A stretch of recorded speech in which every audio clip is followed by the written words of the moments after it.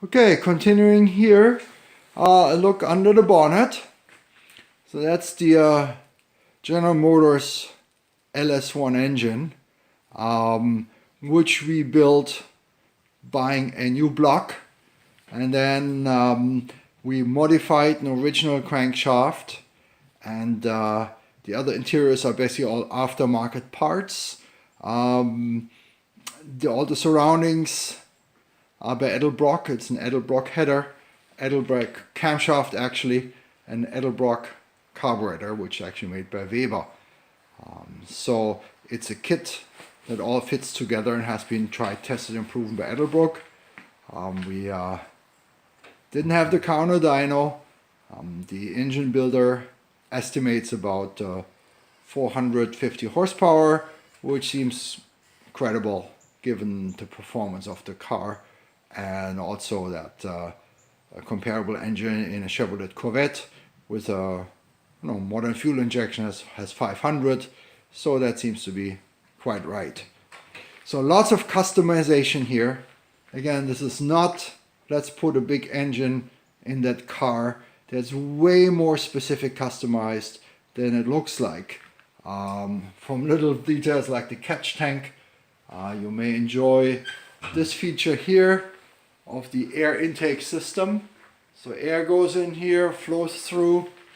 In here is an air filter, and then air, once the bonnet is closed, is forced right into the carburetor. So we are feeding the engine with cold air, which goes through an air filter, and that allowed us to place the engine beautifully low and get this all really done very nicely.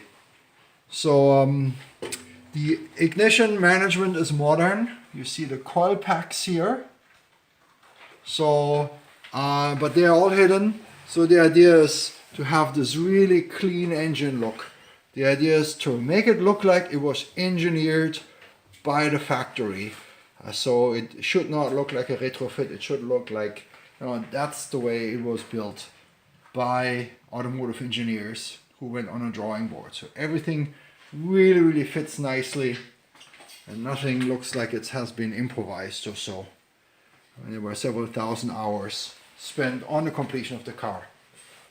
Yeah, I mentioned the steering before, so it's a rack and pinion steering from a Porsche, which is obviously very precise and helps the car to handle very beautifully. So here, speak of the ignition, it's probably a bit dark, but you see here under the dash would be the multi-spark distribution system. Here, the trunk. We are looking here at an aftermarket tank, which helped us to have again a very clean design, even inside the trunk. What you see here, and it's again hard to see, you see how the wheel arch was widened to accommodate the tires. One of the ideas was, of course, using relatively wide tires. They are 205 size, but not to flare the fenders. So all the room has been made on the inside of the car. And then here you see some really beautifully executed plumbing, all stainless, to maintain best functionality and also a professional look.